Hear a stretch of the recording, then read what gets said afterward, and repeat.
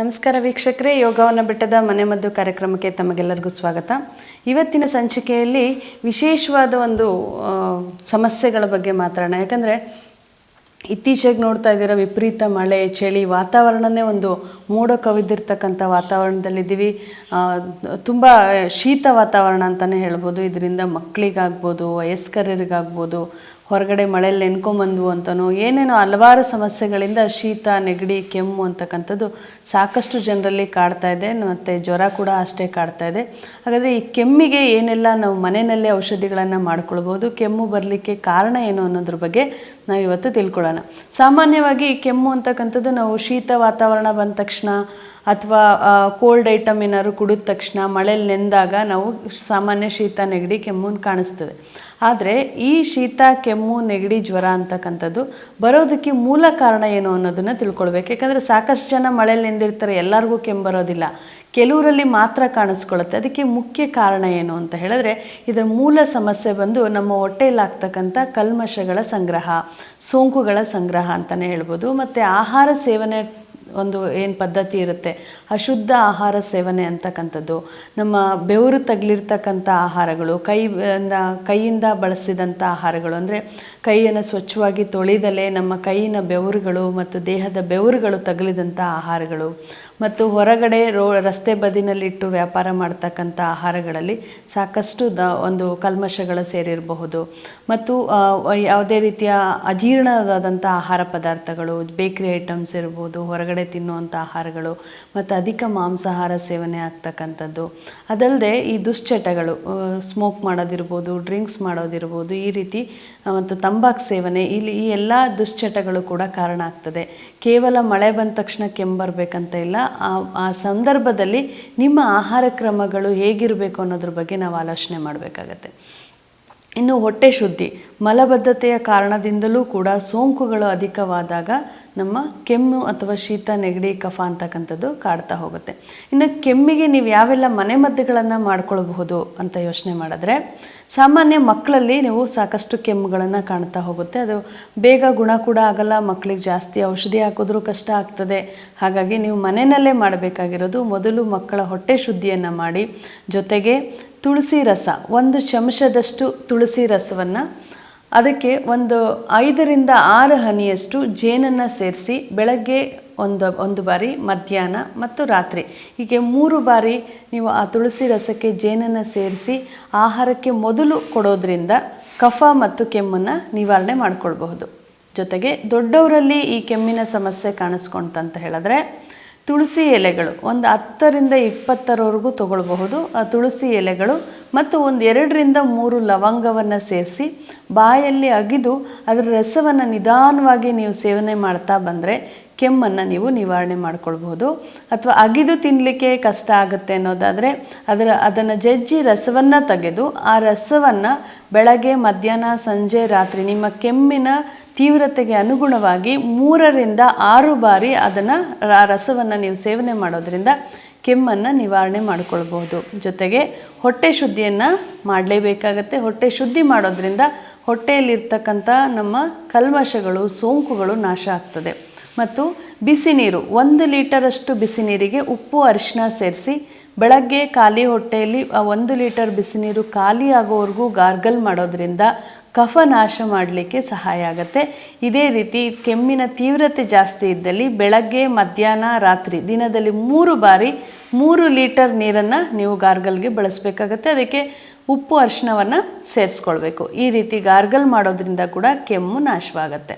ವೀಕ್ಷಕರೇ, ನೋಡಿದ್ರಲ್ಲ, ಸಾಕಷ್ಟು ಮನೆಮದ್ದುಗಳನ್ನು ನೀವು ಮನೆಯಲ್ಲೇ ಮಾಡಿಕೊಂಡು ನಿಮ್ಮ ಕೆಮ್ಮನ್ನು ನಿವಾರಣೆ ಮಾಡ್ಕೊಳ್ಬೋದು. ಅದಕ್ಕೆ ಯಾವುದೇ ರೀತಿಯ ಸಿರಪ್ ಆಗಲಿ, ಮಾತ್ರೆಗಳಾಗಲಿ, ಇಂಜೆಕ್ಷನ್ಗಳಾಗಲಿ ಅಗತ್ಯ ಇಲ್ಲ. ಕೆಮ್ಮು ಅಂತಕ್ಕಂಥದ್ದು ಒಂದು ಸೋಂಕು, ನಮ್ಮ ದೇಹದಲ್ಲಿ ಉತ್ಪತ್ತಿ ಆಗ್ತಕ್ಕಂಥ ಸೋಂಕು. ಈ ಸೋಂಕನ್ನು ನಾವು ಮನೆಯಲ್ಲೇ ನಾವು ನಾಶ ಮಾಡೋದ್ರಿಂದ ಕೆಮ್ಮನ್ನು ನಿವಾರಣೆ ಮಾಡ್ಕೊಳ್ಬೋದು. ವೀಕ್ಷಕರೇ, ಇನ್ನೂ ಹೆಚ್ಚಿನ ಸಮಸ್ಯೆಗಳಿದೆ, ಎಲ್ಲ ಕಡೆ ಔಷಧಿಗಳನ್ನು ತೆಗೆದುಕೊಂಡು ನಮಗೆ ಗುಣ ಆಗ್ತಿಲ್ಲ, ಏನು ಮಾಡೋದು, ಯಾವ ಚಿಕಿತ್ಸೆಗೆ ಹೋಗೋದು ಅಂತ ಯೋಚನೆ ಮಾಡ್ತಾಯಿದ್ರೆ, ಗುಣವಾಗದ ಕಾಯಿಲೆಗಳಿಗೆ ಯೋಗವನ ಬೆಟ್ಟ, ಎಲ್ಲೂ ಗುಣವಾಗದಂಥ ಸಮಸ್ಯೆಗಳಿಗೆ ಉತ್ತಮ ಚಿಕಿತ್ಸೆ ಯೋಗವನ ಬೆಟ್ಟದಲ್ಲಿ ದೊರೆಯುತ್ತೆ. ಯೋಗವನ ಬೆಟ್ಟ ಬೆಂಗಳೂರು, ಕುಣಿಗಲ್, ಚಿತ್ರದುರ್ಗ 3 ವಿಭಾಗಗಳಲ್ಲೂ ಉತ್ತಮ ನುರಿತ ವೈದ್ಯರೊಂದಿಗೆ ಉತ್ತಮ ಚಿಕಿತ್ಸೆ ಕೂಡ ನಿಮಗೆ ದೊರೆಯುತ್ತೆ. ಇನ್ನು ವೀಕ್ಷಕರೇ, ನಮ್ಮ ಯೋಗವನ ಬೆಟ್ಟದ ಚಿಕಿತ್ಸೆಯನ್ನು ಪಡೆದು ಗುಣವಾಗಿರ್ತಕ್ಕಂಥ ರೋಗಿಗಳ ಮನದಾಳದ ಮಾತನ್ನು ಕೇಳೋಣ. ನಮಸ್ಕಾರ. ನಮಸ್ತೆ, ನನ್ನ ಹೆಸರು ಸುಬ್ರಹ್ಮಣ್ಯ ಅಂತ ಹೇಳ್ಬಿಟ್ಟು. ನಾವು ಬೆಂಗಳೂರಿನ ವೈಟ್ಫೀಲ್ಡ್ ನಗರದವರು. ಸೊ ನಮ್ಮ ತಂದೆಗೆ ಲಂಗ್ಸಲ್ಲಿ ಇನ್ಫೆಕ್ಷನ್ ಇತ್ತು. ನಾವು ಹಾಸ್ಪಿಟ್ಲಲ್ಲೆಲ್ಲ ತೋರಿಸಿದಾಗ ಅವ್ರು ಹೇಳಿದ್ರು ಲಂಗ್ಸ್ ಇನ್ಫೆಕ್ಷನ್ ಆಗಿದೆ, ಅವ್ರಿಗೆ ಕೀಮೋ ಮಾಡಬೇಕಂತ ಹೇಳಿದ್ರು. ಸೊ ನಮ್ಮ ಆರ್ಥಿಕ ಪರಿಸ್ಥಿತಿ ಸ್ವಲ್ಪ ಕಡಿಮೆ ಇರೋದ್ರಿಂದ ನಾವು ಬೇರೆ ಕಡೆ ಆಯುರ್ವೇದಿಕ್ ಕೊಡ್ಸೋಣ ಅಂತ ಪ್ಲ್ಯಾನ್ ಮಾಡಿದ್ವಿ. ಮತ್ತು ಕೀಮೋ ಮಾಡೋದ್ರಿಂದ ಸ್ವಲ್ಪ ನೋವು ಕೂಡ ಜಾಸ್ತಿನೇ ಆಗುತ್ತೆ, ಮತ್ತು ಅವ್ರು ತಡ್ಕೊಳೋಕ್ಕೆ ಶಕ್ತಿ ಇರೋದಿಲ್ಲ, ಯಾಕಂದರೆ ಅವರು ವಯಸ್ಸಾದ್ರಿಂದ ಅವ್ರು ತಡ್ಕೊಳೋಕ್ಕೆ ಶಕ್ತಿ ಇರೋದಿಲ್ಲ ಅಂತ ಹೇಳಿದ್ರು. ಸೊ ಅದರಿಂದ ನಮ್ಮ ಅತ್ತೆಯವ್ರ ಅಕ್ಕ ಅವರು ಈ ಯೋಗವನ ಬೆಟ್ಟದಲ್ಲಿ ಥೈರಾಯ್ಡ್ ಸಮಸ್ಯೆಗೆ ಔಷಧಿ ತೊಗೊಳ್ತಾಯಿದ್ರು. ಅವ್ರು ನಮಗೆ ರೆಫರ್ ಮಾಡಿದ್ರು. ಒಳ್ಳೆ ರಿಸಲ್ಟ್ ಸಿಕ್ಕಿದೆ, 100% ರಿಸಲ್ಟ್ ಸಿಗುತ್ತೆ. ನನಗೂ ಗುಣಮುಖ ಆಗಿದ್ದೀನಿ. ಅದರಿಂದ ನೀವು ಯೋಗವನ ಬೆಟ್ಟದಲ್ಲಿ ಹೋಗ್ಬಿಟ್ಟು ಒಂದು ಸಲ ಅಲ್ಲಿ ನೋಡಿ ಒಂದು ಸಲ ಟ್ರೀಟ್ಮೆಂಟ್ ತೊಗೊಳ್ಳಿ ಅಂತ ಹೇಳಿದ್ರು. ಸೊ ಅದರಿಂದ ನಾವು ಈ ಯೋಗವನ ಬೆಟ್ಟಕ್ಕೆ ಕಳೆದ 1 ತಿಂಗಳ ಹಿಂದೆ ಬಂದಿದ್ವಿ. ಸೊ ಇಲ್ಲಿನ ಟ್ರೀಟ್ಮೆಂಟ್ ತೊಗೊಂಡಾಗ ಪರಿಪೂರ್ಣ ಆಯುರ್ವೇದಿಕ್ ಇದು, ಒಳ್ಳೆ ರಿಸಲ್ಟ್ ಸಿಕ್ಕಿದೆ. 20-30% ಮೊದಲಿನಗಿಂತಲೂ ನಮ್ಮ ತಂದೆಯವರು ಕ್ಯೂರ್ ಆಗಿದ್ದಾರೆ. ಸೊ ಇದರಿಂದ ನಮಗೂ ಎಲ್ಲರಿಗೂ ಸಂತೋಷ ಆಗಿದೆ. ಎಲ್ಲರಲ್ಲೂ ನಾನು ಕೇಳ್ಕೊತೀನಿ, ದಯವಿಟ್ಟು ಎಲ್ಲರೂ ಆದಷ್ಟು ಹೆಚ್ಚಿನ ಸಂಖ್ಯೆಯಲ್ಲಿ ಇಲ್ಲಿ ಬಂದು ಈ ಒಂದು ಟ್ರೀಟ್ಮೆಂಟ್ನ ತೊಗೊಂಡು ಯೋಗವನ ಬೆಟ್ಟದಲ್ಲಿ ಟ್ರೀಟ್ಮೆಂಟ್ ತೊಗೊಂಡು ಎಲ್ಲರೂ ಗುಣಮುಖ ಆಗಲಿ ಅಂತ ಹೇಳ್ಬಿಟ್ಟು ನಾನು ನಿಮ್ಮಲ್ಲಿ ಕೇಳ್ಕೊತೀನಿ. ಸರ್, ನಾವು MJ ಹಾಸ್ಪಿಟ್ಲಲ್ಲಿ MJ ಮೆಡಿಕಲ್ ಹಾಸ್ಪಿಟ್ಲ್ ಒಂದು ಸಲ ತೋರಿಸಿದ್ದೀವಿ. ಮತ್ತು ಗಿಡ್ವಾಯ್ ಹಾಸ್ಪಿಟ್ಲಲ್ಲಿ ಕೂಡ ನಾವು ಒಂದು ಸಲ ಹೋಗಿದ್ದೀವಿ ಸರ್. ಸೊ ಅಲ್ಲಿನ ಪ್ರೊಸೀಜರು ಅದು ಇದು ನಮಗೆ ಸ್ವಲ್ಪ ಕಿರಿಕಿರಿ ಆಯಿತು. ಸೊ ಅದರಿಂದ ನಾವು ಒಂದೇ ಸಲ ಇಲ್ಲ ಒಂದು ಸಲ ಶಿವಮೊಗ್ಗದಲ್ಲಿ ಆಯುರ್ವೇದಿಕ್ ಇದು ಮಾಡ್ಸೋಣ ಅಂದ್ಕೊಂಡ್ವಿ. ಆದರೆ ಇಲ್ಲಿ ಹತ್ತಿರದಲ್ಲೇ ನಮಗೆ ಯೋಗವನ ಬೆಟ್ಟ ಇದೆ ಅಂತ ಹೇಳಿದ್ರು.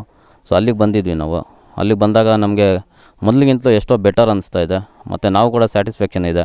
ಇಲ್ಲಿಂದ ಎಲ್ಲರಿಗೂ ಒಳ್ಳೆಯ ರೀತಿಯಲ್ಲಿ ಗುಣಮುಖರಾಗ್ತಾರಂತ ನಮ್ಮಲ್ಲಿ ಒಂದು ಆಶಾಭಾವನೆ ಇದೆ ಸರ್. ತುಂಬ ಚೆನ್ನಾಗಿದೆ. ತುಂಬ ಎನ್ವೈರ್ಮೆಂಟಲ್ಲಿ ನೋಡಿದ್ರೆ ಒಂಥರ ಇಲ್ಲಿ ಬಂದಾಗ ನಮಗೆ ಮನಸ್ಸಿಗೇನೋ ಒಂಥರ ನೆಮ್ಮದಿ ವಾತಾವರಣ ಸಿಗುತ್ತೆ. ಖಂಡಿತ ಪೇಷಂಟ್ಸ್ ಇಲ್ಲಿ ಬಂದರೂ ಅವರು ಕೂಡ ಏನೋ ಒಂಥರ ಹ್ಯಾಪಿ ಫೀಲ್ ಆಗ್ತಾರೆ. ಆ ಸಿಟಿನಲ್ಲಿ ಆ ಒಂದು ಇದರಲ್ಲಿ ಟ್ರಾಫಿಕ್ ಇದರಲ್ಲಿ ನಾವು ಇದ್ದುಕೊಂಡು ನಮಗೆ ಏನೋ ಒಂಥರ ಕಿರಿಕಿರಿ ಆಗ್ತಾಯಿತ್ತು. ಇಲ್ಲಿ ಬಂದಾಗ ನಮಗೇನೋ ಮನಸ್ಸಿಗೆ ಒಂಥರ ಸಂತೋಷ ಆಗ್ತಾಯಿದೆ, ಏನೋ ಒಂಥರ ನೆಮ್ಮದಿ ಸಿಗುತ್ತೆ. ನಮಗೇನೋ ಒಂಥರ ಆಹ್ಲಾದಕರ ಒಂದು ಪರಿಸ್ಥಿತಿ ವಾತಾವರಣ ನಿರ್ಮಾಣ ಆಗ್ತಾಯಿದೆ. ಸೊ ಅದರಿಂದ ಖಂಡಿತ ಇಲ್ಲಿ ಒಂದು ಒಳ್ಳೆಯ ರಿಸಲ್ಟ್ ಸಿಗುತ್ತೆ ಅನ್ನೋ ಒಂದು ಆಶಾಭಾವನೆ ಇದೆ ನಮಗೆ. ತುಂಬ ಆತ್ಮೀಯತೆಯಿಂದ ನೋಡ್ಕೊತಾರೆ. ಯಾವುದೇ ಒಂದು ಸಮಸ್ಯೆನ ಕೂಲಂಕುಷವಾಗಿ ಪರಿಶೀಲಿಸಿ ಅದಕ್ಕೆ ತಕ್ಕ ಪರಿಹಾರ ಮತ್ತು ಅದಕ್ಕೆ ತಕ್ಕ ಸಜೆಷನ್ ಕೂಡ ನೀಡ್ತಾ ಇದ್ದಾರೆ ಅವರು. ಸೊ ಅವ್ರ ಮೆಡಿಸಿನ್ಸ್ ಕೂಡ ತುಂಬ ಚೆನ್ನಾಗೇ ಇದೆ, ತುಂಬ ಚೆನ್ನಾಗೇ ವರ್ಕ್ ಮಾಡುತ್ತೆ. ಸೊ ತುಂಬಾ ಒಳ್ಳೆ ರಿಸಲ್ಟ್ ಸಿಗುತ್ತೆ ಅನ್ನೋ ಒಂದು ನಂಬಿಕೆ. ನಮ್ಮ ತಂದೆಗೆ ಸೀಮಾ ಡಾಕ್ಟ್ರು ನೋಡಿದರು. ಅವರು ಹೇಳಿದರು, ಮೊದಲು 1 ತಿಂಗಳದವರೆಗೂ ನಿಮಗೆ ಟ್ರಯಲ್ ಕೊಡ್ತೀವಿ, ತದನಂತರ ನೀವು 1 ತಿಂಗಳಾದಮೇಲೆ ಬನ್ನಿ, ನಿಮಗೆ ಇನ್ನೂ ಹೆಚ್ಚಿನ ಅನುಕೂಲವಾಗೋ ಥರ ಔಷಧಿ ಕೊಡ್ತೀವಿ ಅಂತ ಹೇಳಿದರು. ಸೊ ಮೊದಲಿನ ಔಷಧಿ ಕೊಟ್ಟಿರೋದ್ರಲ್ಲಿ ನಮಗೆ ಮಿನಿಮಮ್ 20% ಅಂತೂ ಗುಣಮುಖ ಆಗಿದೆ ಅಂತ ನಾನು ಅಂದ್ಕೊತೀನಿ. ಯಾಕಂದರೆ ಅವರು ಮೊದಲು ತುಂಬ ಎದೆನಲ್ಲಿ ನೋವು ಅಂತ ಇದ್ದರು. ಈಗ ಅವರೇ ಎದ್ದು ಅವರವರ ಚಟುವಟಿಕೆಗಳನ್ನ ಅವ್ರು ನಡೆಸ್ಕೊತಾ ಇದ್ದಾರೆ. ಸೊ ಅದರಿಂದ ನಮ್ಗೆ 2ನೇ ಸಲ ಬಂದಾಗ ಇನ್ನೂ ಬೆಟರ್ ಆಗ್ಬೋದು ಅನ್ನೋ ಒಂದು ನಂಬಿಕೆಯಿಂದ ಇಲ್ಲಿ ಬಂದಿದ್ದೀವಿ. ಇಲ್ಲ, ಅಲ್ಲೇನಂದರೆ ಪೇಯ್ನ್ ಮಾತ್ರ ಟ್ಯಾಬ್ಲೆಟ್ಸ್ ಕೊಡ್ತಾಯಿದ್ರು. ಪೇಯ್ನ್ ಬರೀ ಅವ್ರಿಗೆ ನೋವು ಬಂದಾಗ ಅದಕ್ಕೆ ಇದಾಗೋದಕ್ಕೆ ಇದು ಮಾಡ್ತಾರೆ. ಮತ್ತು ದಿನೇ ಅದು ರಿಪೀಟ್ ಆಗ್ತಾಯಿತ್ತು. ಸೊ ನಾವು ಇಲ್ಲಿ ಟ್ರೀಟ್ಮೆಂಟ್ ತೊಗೊಂಡಾಗ ಅವರು ಪೇಯ್ನ್ ಕಂಪಲ್ಸರಿ ಕಮ್ಮಿ ಆಗ್ತಾ ಬಂತು. ಸೊ ನಮಗೊಂದು ನಂಬಿಕೆ ಬಂತು, ಇಲ್ಲಿ ತೊಗೊಂಡಾಗ ಕಂಟಿನ್ಯೂಸ್ ಆಗಿ ನಾವು ಇಲ್ಲಿ ಔಷಧಿ ತೊಗೊಂಡಾಗ ಅವ್ರು ಗುಣಮುಖರಾಗ್ತಾರೆ ಅಂತ ಒಂದು ನಂಬಿಕೆ ಇದೆ. ಅದರಿಂದ ಇಲ್ಲಿ ಬಂದಿದ್ದೀವಿ ನಾವು.